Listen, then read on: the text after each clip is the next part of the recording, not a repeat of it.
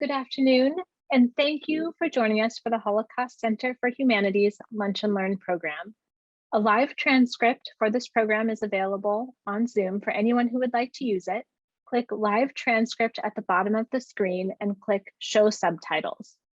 I'm Alana Cohn-Kennedy, the Chief Operating Officer at the Holocaust Center for Humanity. I want to thank our 2021 Lunch and Learn series sponsors who helped to make these programs possible: the Tacoma Jewish Community Fund, Home Street Bank, and the Francis Roth and Stanley R. Schill Foundation. I'm excited to tell you that you all are the first to hear that we will be offering a Holocaust tour of Poland in the summer of 2022. We have offered these tours for over 15 years. Our 2020 tour, which was a sold-out trip with a waiting list, was canceled because of the pandemic, and we are thrilled to now be able to offer this incredible immersive experience again. For 10 days, you will have the opportunity to explore the places in Poland that are important to better understanding this history. You will hear stories of resistance and meet with people who can tell you firsthand accounts. You will explore historical towns, visit cultural and memorial sites, and will be accompanied by the most knowledgeable guides. This is not a trip about touring, it is a trip about connecting to people, the history, and to the present. Registration for the trip is now open.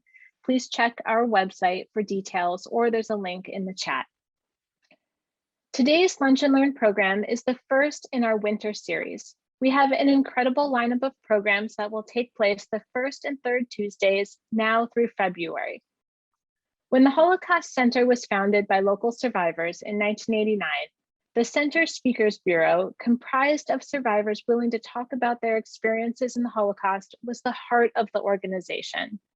Now, almost 80 years after the fall of Nazi Germany, we are lucky that we have a handful of survivors who are still willing and able to share their stories.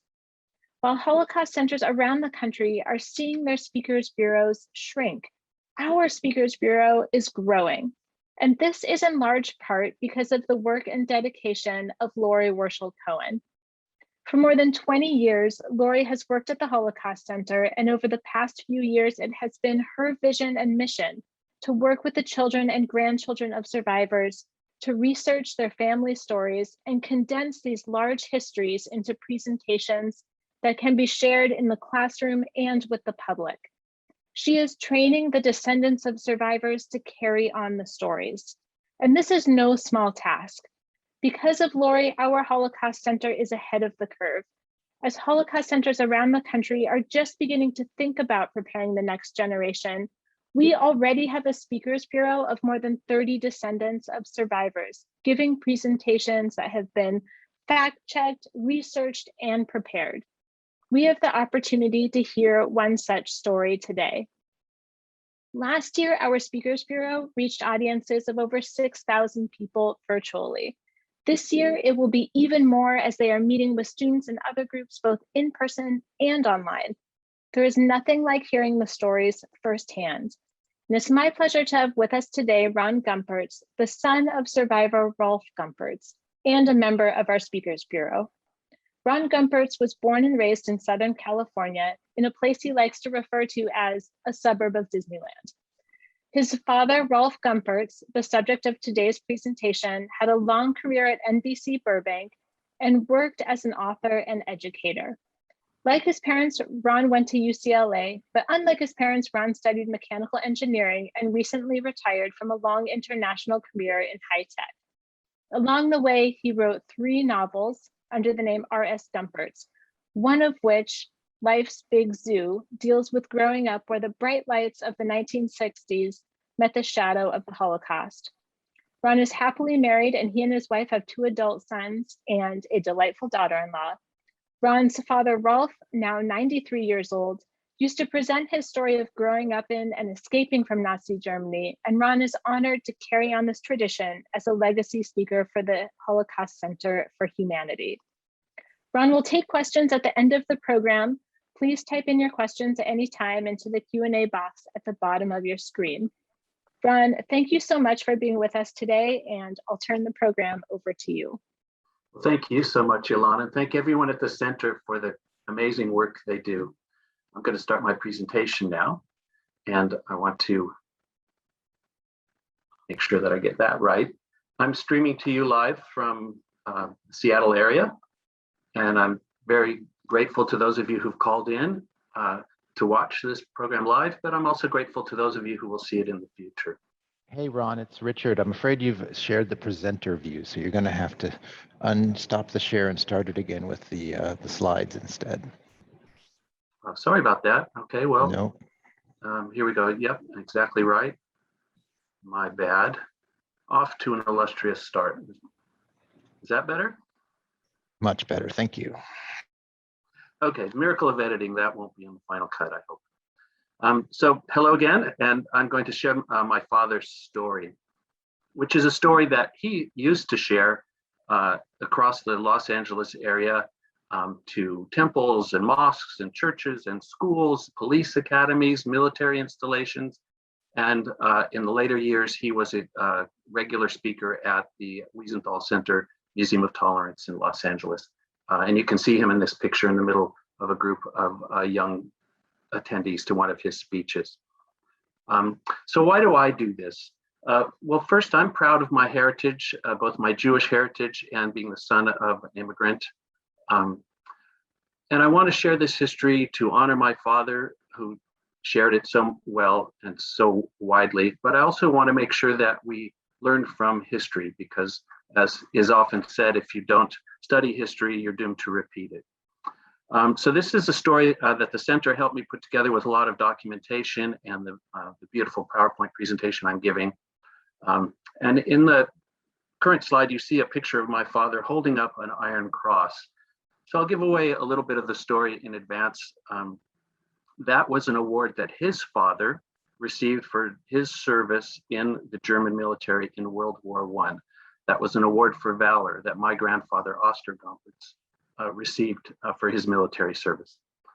And now we're going to hear my father say a few words from a few years ago. Hello, I'm Rolf Gompertz. I'm the son of Oscar and Selma Gompertz of blessed memory. I was born December 29th, 1927 in Germany, in Krefeld. My mother and I almost died in childhood, in childbirth. In fact, our doctor told her after he did deliver me, he said, if you can keep him alive until he's 7, he should make it to old age. I'm 89 years old. I think I've made it to old age. And my father will be 94 at the end of December, so he's definitely made it to old age. He mentioned that he was from Krefeld, Germany, which is on the border, the Dutch-German border, not far from Köln, or Cologne as we call it. We'll zoom in a little bit just so you can see where they were from. And I'll tell you a little bit more about the origin of my family, but I wanted to give you a sense of what it might have looked like in Krefeld when my father was growing up. And he was born in 1927, as he said, and he left Krefeld, luckily, in 1939. It was definitely the old country back then. This was Germany after World War I, which we'll talk about a little more because that's very important. But this gives you an idea of a couple of the buildings, people exiting a synagogue, and a few pictures of my father with his parents. My grandmother Selma, my grandfather Oscar, and my great-grandfather Moritz Gompertz, who I will talk about a little bit later when we talk about escaping from Germany. But those are some pictures from that era. And as I said, the family is from the German-Dutch border. I'll jump around a little bit in this slide. The red book in the middle is a book of genealogy that traces our family name back 500 years to the Netherlands. So this is an old family. I'm a member of an old family. Before 500 years, my father has a romantic theory that the name Gompertz emerged from the Spanish Inquisition and was actually Gomez y Perez. We really have no proof of that, but I like propagating that story because it is kind of exciting. So my grandfather was a silk salesman. He worked in a family business. Like I said, he served in World War I for Germany, marching all the way to the Russian front, and was awarded that Iron Cross that you saw. My grandmother Selma, one of 7, her father was a kosher butcher. Her stepmother died in Auschwitz. 3 of her siblings, all of whom I knew, survived, and 4 died in the concentration camps. She managed to get all her siblings to come to the US after the war. And in the middle, you see my father, born in 1927. He looks to be about 10 years old right there. So what was life like in Krefeld, Germany? Before 1933, which is a pivotal date, and we'll talk about that in a little while, it was a pretty good life. My father's family was solidly middle class. My dad was the first baby boy born in the temple Jewish congregation of Rabbi Arthur Bloom, who will stay with us in this story. He gave our family the quota numbers that they needed to escape Germany. We'll talk about that a little later. He also gave my father a little Torah. The Torah is the 5 books of Moses. It's the Jewish Bible, called the Old Testament, and it exists on scrolls as opposed to pages. And so that's what you're looking at there. What was my dad interested in? He liked swimming, and he loved reading adventure books about the American Old West, of all things. And there was a very popular writer named Karl May, who had never been to the American Old West, but he wrote stories about an Native American named Winnetou and settlers. And my father was fascinated by this. I just want to take a second to point out that that book cover, looked at in today's light, looks pretty stereotypical. I'm not sure you'd publish a book like that today with that cover. Those are some pretty strong stereotypes. And stereotypes are important to the story I'm about to tell. So just as my father was enthralled by the stereotypes of these adventure books, stereotypes have a lot of power, and we'll get to that in a minute. We're going to hear a little bit more from my father now. And we had a good life. My parents were very good to me. I got lots of old toys, and but there's one thing I never got. I never got a dog. Instead, I got a chicken. It's hard to play with a chicken. It's even harder to take a chicken for a walk. It's probably not relevant to this story, but I should point out that life didn't end well for that chicken. I think it showed up on a dinner table one Friday night, which fortunately wasn't too big of a trauma for my father. The Jewish community in Krefeld, it was a hub for the local areas, a lot of agriculture in the area, and the Jewish community came to Krefeld for the temple, for the holidays and the services and events.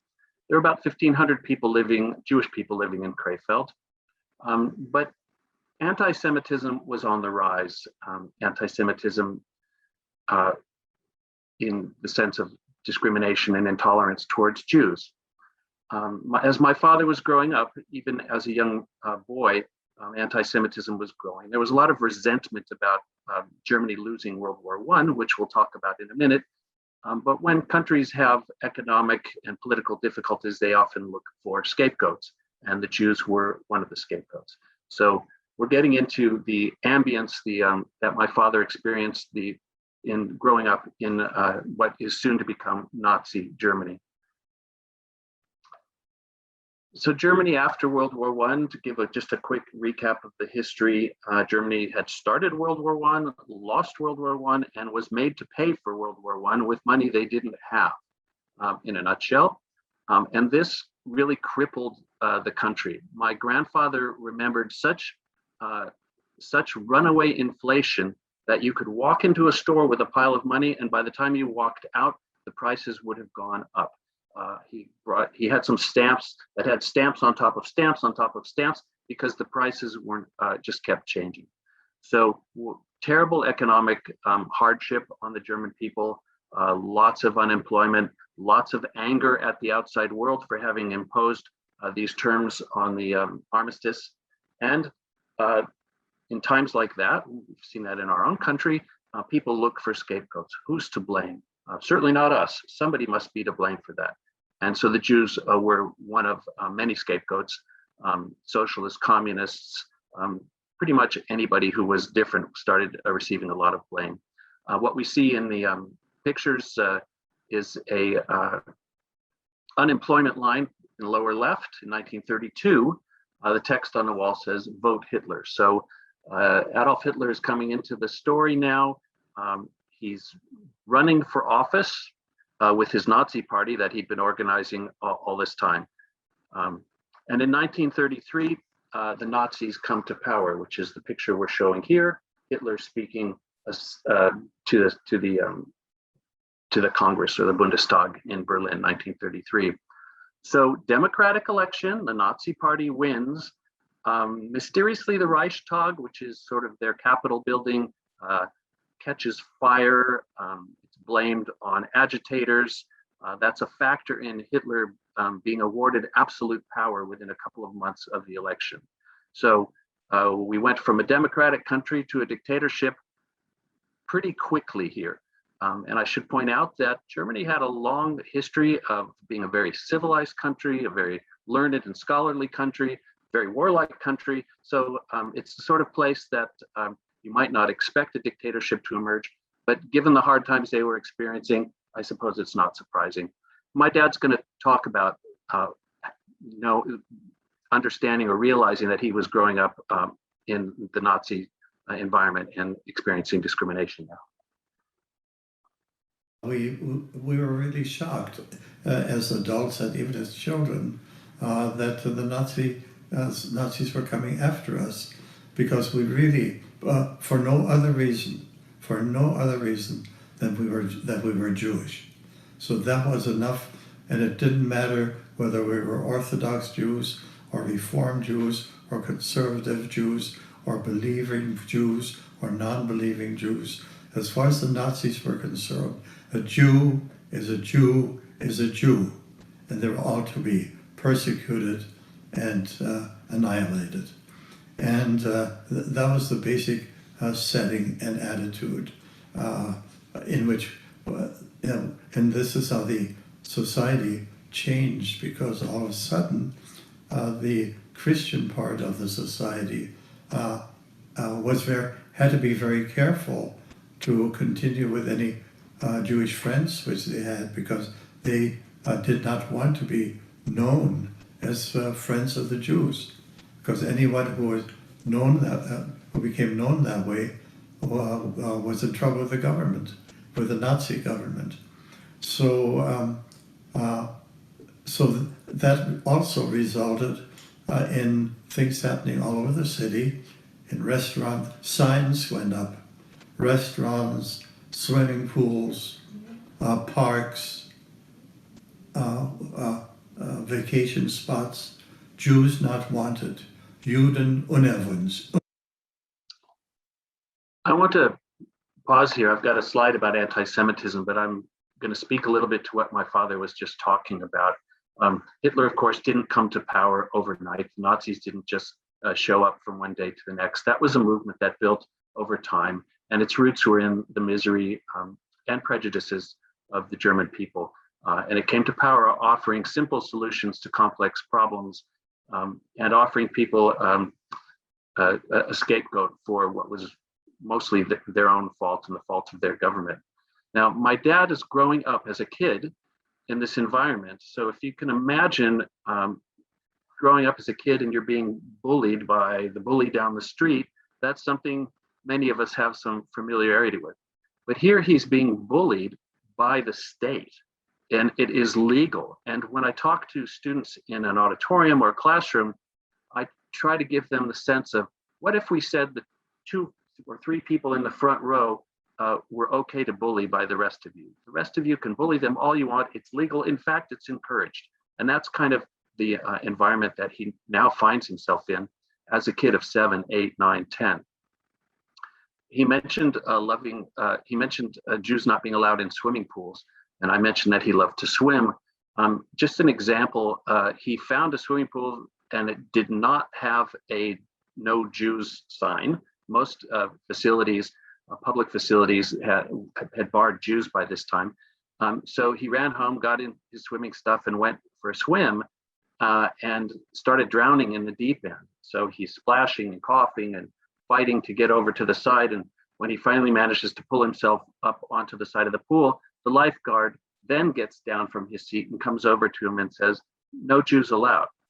So the lifeguard would have let him drown. That's the environment that he's growing up in now. So the slide that's been lingering on the screen is about anti-Semitism in Germany, prejudice or hatred of the Jews.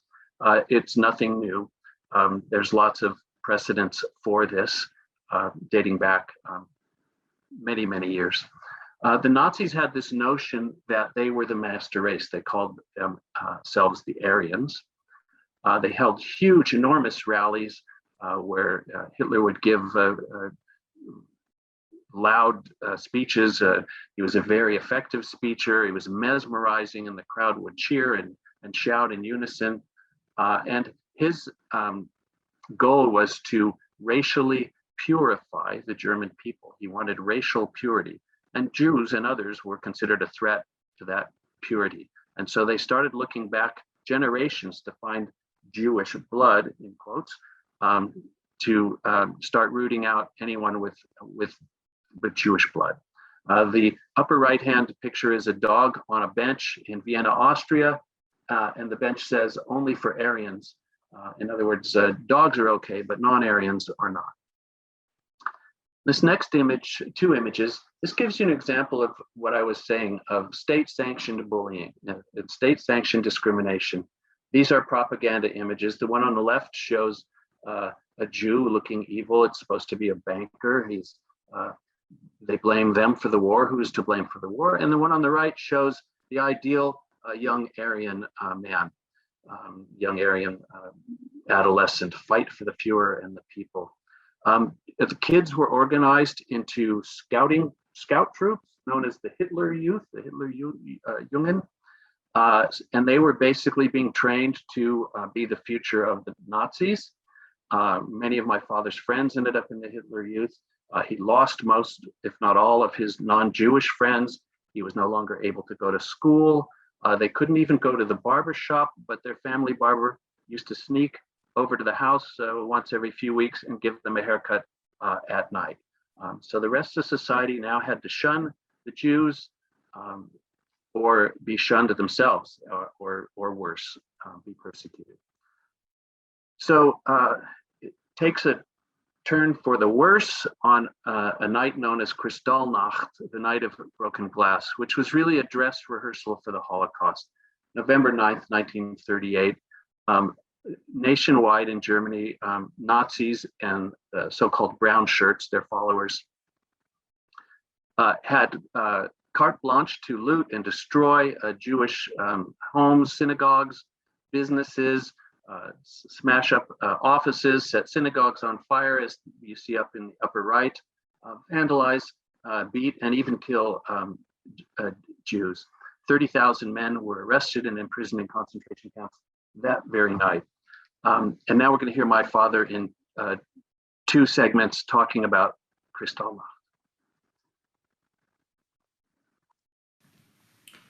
So the middle of the night, a little after the middle of the night, there was this loud banging on the wall, and people yelling outside the house, open up, or we'll break the door down."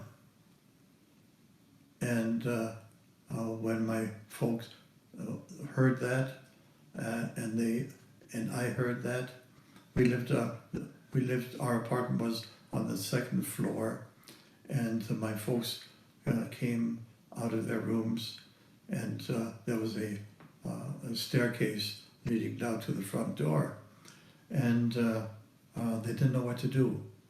But I could tell, looking down, I was on the third floor, I could tell as I looked down at them that they were scared, and I was scared, and they were terrified, and I was terrified.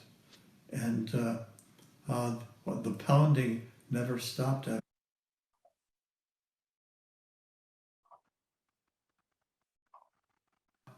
They rushed up the steps, when they got to where my folks were, they ordered us into the kitchen.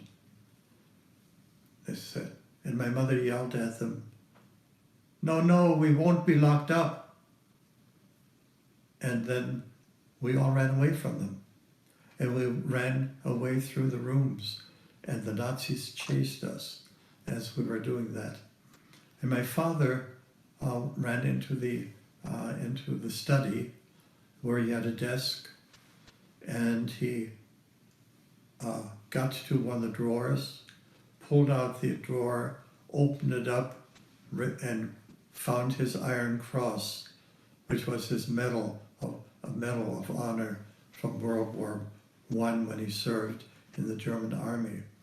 And he twirled around at the head Nazi, who was right behind him, and held this up in his face. And he yelled at him and said, "Is this the thanks I get for having served the fatherland?"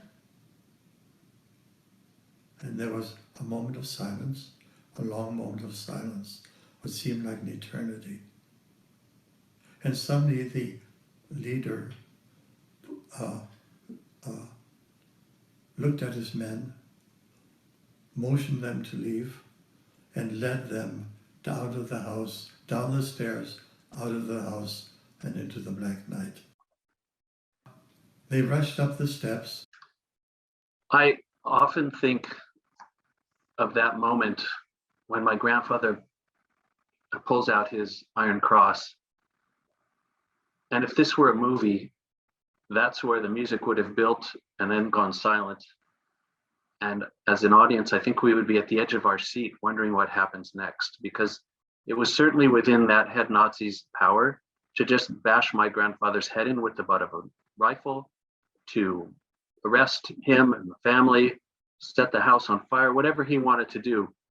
And for some reason, he turned around and left. And that might be the only reason I'm here today, is because of that, what that Nazi decided at that very moment. Ironically, they came back the day after looking for my grandfather, who was away at a doctor's appointment. And for once, the very organized Germans, for some reason, didn't follow up. But if there had been any doubt in anyone's mind, within Germany or outside, what the Nazis were up to, what they were planning, I think those doubts should be clear now.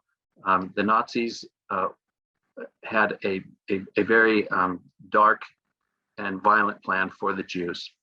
The day after Kristallnacht, many of the men of Krefeld were arrested and sent to camps. They could be released if they promised to leave and never return. These weren't yet the death camps. Rabbi Bloom, who we mentioned earlier, spent 22 days in a camp called Dachau before his release.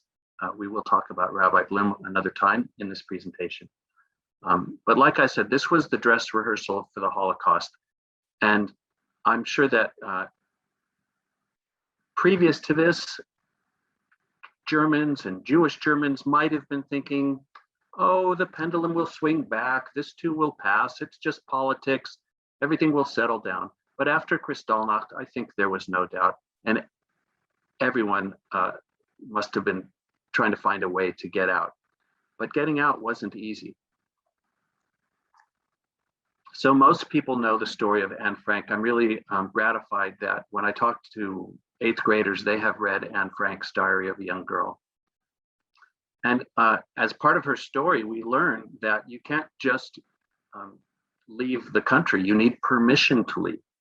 And there's two pieces of documentation you need in order to leave the country.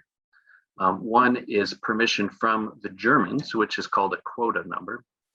And the other is some letter of support, known as an affidavit of support from the receiving country, the US, the UK, wherever, saying you have permission to enter. So you needed permission to leave and permission to enter. What the Nazis did was empower the rabbis to award quota numbers. But of course, they didn't give them enough for every Jewish person. And so the rabbis had to make a decision, essentially, who will live and who will die. And so they decided almost universally to award quota numbers to families with children. Why? Because they wanted to see the Jews survive into the future, and children were key. Now, I showed you a picture of my great-grandfather, Moritz Gompertz, earlier. He did not have a quota number. He was too old. He did not have a path to leave Germany, which means that he would have gone to a concentration camp. He would have been killed by the Nazis. And so given that possibility, mercifully, he passed away not long before my grandfather had to leave with my father and my grandmother. But imagine what was going through my grandfather's mind, knowing that to save his son and his wife, he would have to leave his father behind. Anne Franks did not receive an affidavit of support. She could not find a sponsor for her family to leave, and they went into hiding. And of course, we know what happened to Anne Frank. What I didn't know, speaking of Anne Frank, is how close we all are to her. In my case, I went to high school with a fellow named Danny Marsh, whose mother, Hannah, is the girl sitting next to Anne Frank in this picture. We've got a little arrow there with a red arrow. Hannah Nussbaum was a Jewish family from Berlin who were trying to get out of Nazi Germany, went to Amsterdam, evidently lived next door to Anne Frank and played in the same sandbox. So I didn't know that I was only a couple of steps removed from Anne Frank, and now you're just one more step. So sometimes history is closer than you ever expect. Well, my grandfather got a quota number. He got an affidavit of support from a distant relative in Los Angeles, and they were able to leave Germany, which was not something my father knew about. I'm sure my grandfather had been planning this well before Kristallnacht, because then it was too late. But they didn't have a family meeting and say, well, Rolf, we're going to be leaving, and, you know, get him ready for the big event, because kids talk. And if he had told a neighbor or some friend or somebody else had talked, the whole plan could have fallen through, or anyone he told could have been in trouble. So best as I can tell, one morning they said, pack your things, or maybe they did it for him. We're going to say goodbye to a few people, friends and family who, for the most case, they would never see again. And we're going to head up to the port in Hamburg. And we're going to make our way to Antwerp, Belgium. That's where the port is, and get on a boat for America. My father remembered one incident when they were in the harbor in Antwerp, where there was a rumor that Hitler was supposed to give a big speech, and the Jews on board feared that Hitler was about to declare war, and that the boat would then be stopped and they would not be able to leave. So they agreed, if that happened, they would all jump overboard and drown. So again, the trauma isn't over just because they boarded that boat. Sure, the Nazis are now hopefully behind him, but the people he trusts the most, the adults, have a scheme to all commit suicide rather than be forced back into Nazi Germany. So my dad said it wasn't until he was about halfway across the Atlantic that he realized he might be safe. The center, this Holocaust Center for Humanity, helped with some of the graphics here. We have a picture of the actual bill advertisement for the boat that my father took. It was called the Vancouver. And interestingly, we have some details from the manifest of alien passengers bound for the United States. And we'll zoom in a little bit here, but there is a very couple of interesting details here. My father's about 11 years old. His father's in his 40s. And then they're classified as Hebrews. That is their race or people. They are Hebrews, which of course means Jews, which you probably wouldn't see on a manifest these days. But, you know, there were travel bans essentially back then, and Jews weren't welcome universally everywhere. And so countries like even the US were counting the number of Jews they were letting in. So they escaped on April 22nd on this boat. It took 51 days, not like today where with a passport and a credit card you can be anywhere in the world in 24 hours. 51 days on the ship. My dad describes it as a good experience and remembers that many nights he got 2 desserts. Here's a postcard, an entry from his journal. My dad grows up to be a writer, and you can see he's already growing up to be a writer. They landed in Los Angeles. Turned out the distant relative that helped get them out of Germany lived in Beverly Hills. So that's a pretty good place to land when all is said and done. But they had to start over from zero. They had nothing. They could take nothing out of Germany. And his parents didn't speak English. My dad didn't speak English. They basically had to start over from zero. And even so, I consider him one of the lucky ones. The Jewish population was 9.5 million in 1933 across Europe. 6 million Jews were killed during the Holocaust, and 5 million others were killed during the Holocaust. Hitler had a long list of enemies, people, other religions, Catholics, Jehovah's Witnesses, socialists, gypsies, LGBTQ people, anyone who didn't contribute to what the Nazis thought was their racial purity. And they were transported brutally and very systematically to death camps such as Auschwitz, which is a terrible place. I've been there, and you feel like the force of gravity is double there. You just feel like the earth is pulling you into the ground. Very sad. But they arrived in America. Germany is now behind them. Like I said, they had to start over. They eventually got a little apartment in Los Angeles. My father entered the 6th grade in the fall of 1939. He barely spoke English, but he was just sort of thrown in and had to sink or swim. He went from not speaking any English to grow up to be a journalist and an author. And he got a master's degree from UCLA in English much later.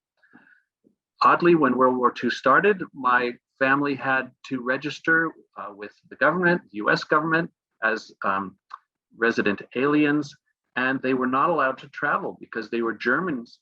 They were considered possible enemy aliens, and so they could not travel without permission. Even though the country they came from was trying to kill them, the US still wanted to know their whereabouts. Fast forwarding a little bit, my father went to high school in the US. He considered becoming a carpenter, but one of his teachers steered him towards college. He got to college, wasn't sure what he was doing there, UCLA, so he took off to join the Army, which all men had to do. He served in Washington, D.C. towards the end of 1946 for about 18 months. And his job was to translate captured German documents. So his German came in handy.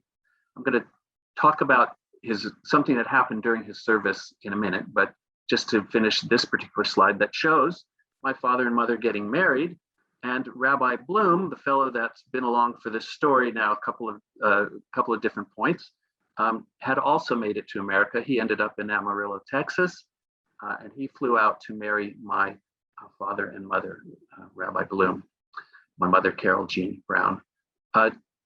Just another detail is that when Rabbi Bloom died, my father gave the eulogy, and his words were something to the effect of, "You welcomed me into the world, and now I am sending you out." My dad got a job with NBC Burbank as a public relations person, worked on lots of TV shows, and he also taught at UCLA. But back to his Army service. He used to go out on the weekends to local towns, take a bus to New York City, for example. And one time he went to Richmond, Virginia, where he witnessed segregation on a bus. He was sitting on a bus, and an African-American couple got on the bus, sat down in the 3rd row. The bus driver got up and said, "Back of the bus." And this was a moment for my dad when he realized he had left a country where discrimination was legal, and now he was in another country where discrimination was legal. And he didn't know what to do. Should he say something? Should he intervene? Should he stay quiet?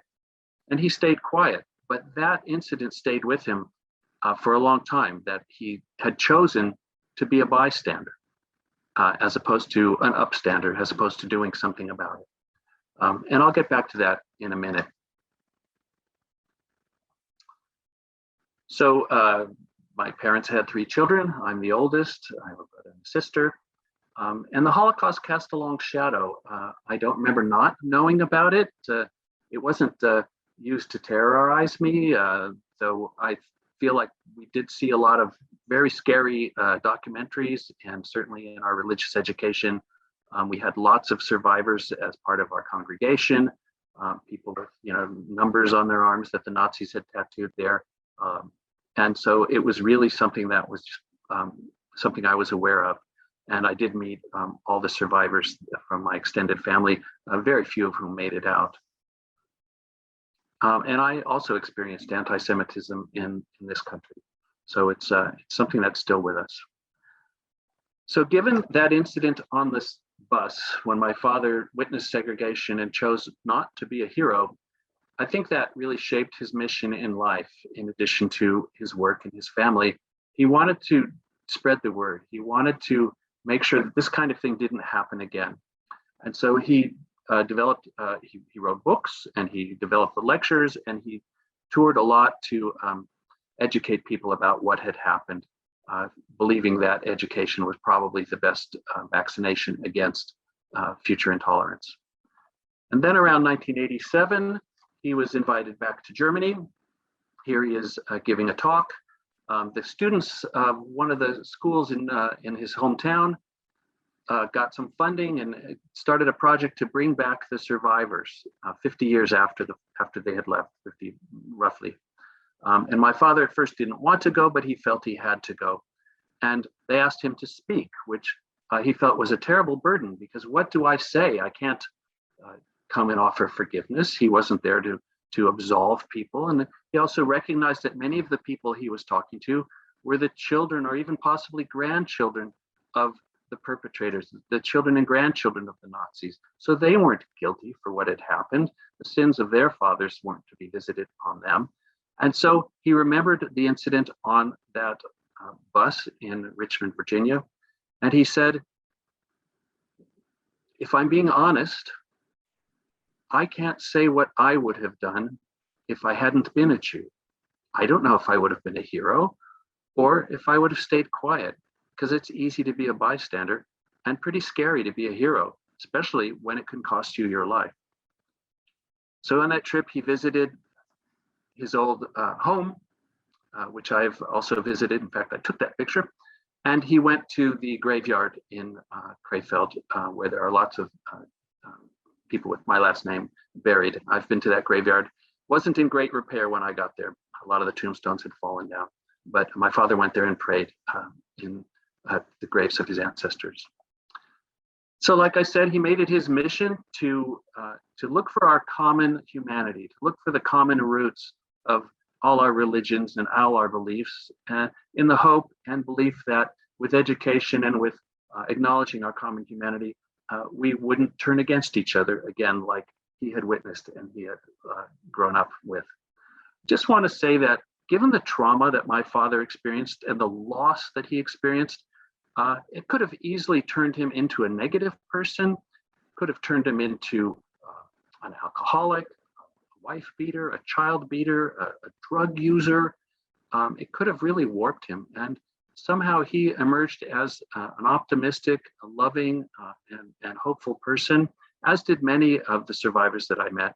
And in my father's case, I think it was a combination of very loving parents who protected him and a very deep faith that that things can be better and that it's up to us to make things better. So finally, a couple of words from my father. Wants us to remember that there is much wrong with the world, but there is also goodness and many decent, good human beings, and they certainly outnumber the bad human beings. So he wants us to be strong and support and strengthen each other as we go through life. And there he is with that little Torah that Rabbi Bloom gave him so many years ago. This is our extended family now. Myself, my wife, my brother, my sister, our sons. In the lower right-hand corner is myself and my wife with our two sons, who actually helped in the video clips that you saw in this presentation. And I believe they're listening now, so shout out to them. And just a big thank you to everyone who helped with this presentation, everyone who's listening, and everyone who will listen in the future. Thank you very much. Thank you so much, Ron, for this presentation. We have a couple of questions that I'd love to pose to you. One, I'm wondering if maybe you could just start with telling us a little bit about the process of gathering all of this information about your father's story. How much of it was new to you? Did you learn new things as you went, or did you start off already knowing most of his story? Well, the general story was very well known to me, but bits and pieces that really pulled it together for me, like the episode in the bus, the segregation episode. I didn't know about that until we went and started filming my father and talking to him a lot more. And to me, that's a very pivotal episode, a very pivotal event that I hadn't known about, and I'm glad I do now. And of course, the center helped out with a lot of the physical documentation of, the manifest and the boat ride and things like that. So knew the general story, but some of the specifics were new to me. Yeah, it's wonderful. It sounds like he was always very open about his experiences as you were growing up. Yeah, we hear about the greatest generation and people who have been through wars who become very quiet and don't share. And they internalize it, and it might eat them up inside. My father was determined to share. And I think part of the Jewish education that I received was also very open about it, because of course they want us to know what had happened and to watch for the signs that it might happen again. And I just want to point out, this is a Jewish story, but it's really a human story. This particular story happened to the Jews, but this sort of discrimination and intolerance and hatred, it's almost like a virus that infects humanity, and we see it replaying over and over again. So one thing I do when I speak to students is I really try to generalize it and look out into the room and say, many of you come from immigrant families, I can tell. And if you don't, maybe a generation back, there was an immigrant in your family, chances are fleeing from something. And this may feel similar because it's something that tends to repeat. And that's really one of the takeaways I try to leave the students with. Mm-hmm. There's a question here from Eugene who asks, how does your father feel about how Germany teaches the Holocaust to young people today? He and I feel like they've done a really good job. Germany has really owned up to their role, and they've been very good about making sure that their students and people know, and that they've been honest about it, which is unlike some other countries that I won't mention. And when you went back to visit, what was your experience in Germany like? It was very moving. I was just there as sort of a tourist. I didn't make contact with anyone. But his house to me at the 118 Bismarckstrasse was sort of legendary, the place where that Kristallnacht episode happened, the place where my grandfather pulled out the Iron Cross and stared down the head Nazi. So it was very moving to be there. And then the graveyard was sad because the tombstones were toppled, and it was actually locked, but I climbed the fence, and I figured if anyone asked questions, I'd just say, look, that's my name on that grave, so I have a right to be here. But nobody did. So Ron, Laura, she is referencing back, you mentioned that your father spoke to some students on his visit in Germany. And she wants to know, what were the students' responses like? How was he received there? He was very well received. Thanks for the question. In fact, he was invited back, and the next time he was invited to speak to legislators, radio stations, and he got a bit more airplay that time. And many years later, one of his books was actually translated into German by a German editor. And I think that was very gratifying for him to know that the word that he wanted to spread was now being spread back in Germany. So he was well received. Yeah, and he has lifelong friends. I'm still in email contact with them. People who remember him, who love him, who came to visit him in LA. So very well received. So Ron, you wrote a book that deals with the Holocaust and the 1960s. Can you tell us a little bit about the book that you wrote and your motivation for writing it? Thanks for asking. So I grew up in the 60s, and I grew up, like I said, in the shadow of the Holocaust. So on one hand, there's this sort of dark shadow of events that led to my being here. And on the other hand, it's the rock and roll era, it's the hippie era. And we lived not far from a place called Laurel Canyon, where the Doors and the Byrds and Crosby, Stills, Nash and Young and all the super groups are all living and playing music in their garages. And so that sort of contradiction between the sort of dark times and the what seemed like happy times was of interest to me. And then as I thought about it, I realized the 60s actually kind of scared me. I was too young to really indulge in them, let's say, which is probably why I remember them. And there was a war going on. Vietnam was happening. People's brothers were being sent off and sometimes didn't come home. The year that my book takes place is the year that Martin Luther King was assassinated, the year that Bobby Kennedy was assassinated, the year that Richard Nixon was elected. And so a very tumultuous time. And I just found it very interesting looking back to realize that I was there. Marcy writes, I have Ron's book and it is excellent and so real. Thank you so much, Ron. It's very humorous, ironically. So there's a lot, it's very lighthearted at times. So you'll have a good laugh. So Ron, we have time for one last question, and this comes from John, and he asks, after your grandparents came to America, what was their work experience?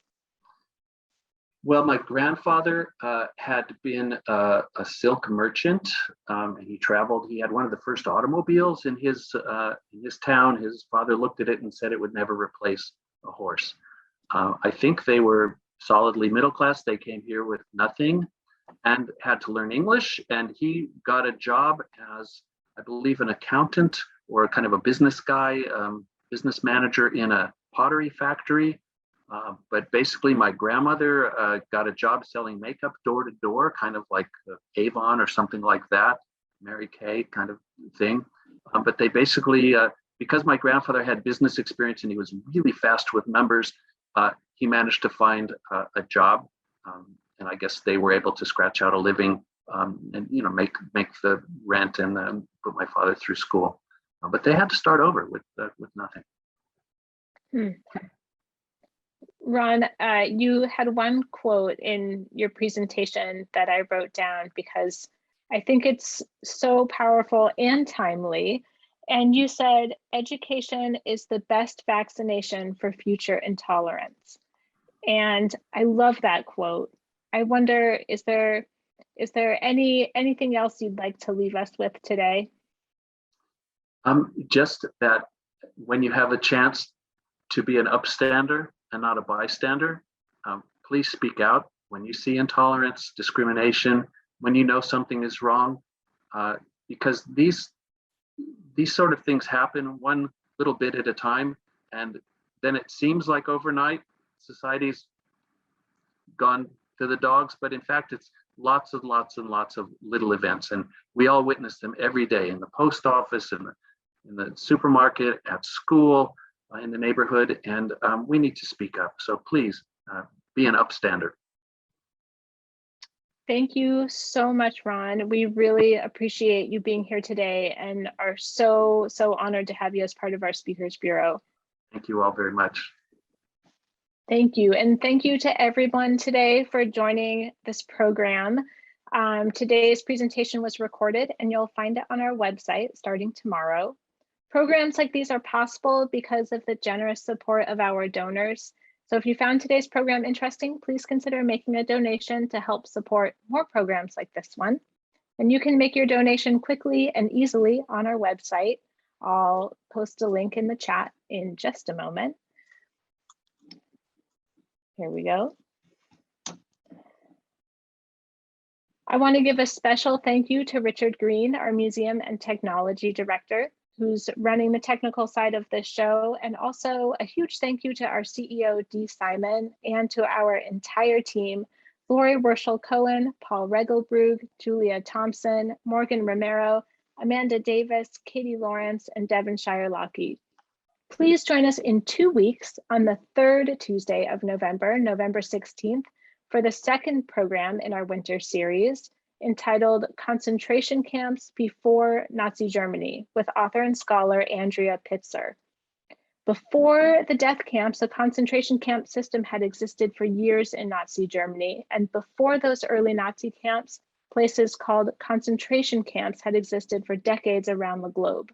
Join us on November 16th to learn how the idea of concentration camps entered the world and how those roots fed the camp's most horrific and lethal incarnation. Thank you again for joining us for today's program, and we look forward to seeing you in 2 weeks on November 16th. This concludes our program for today.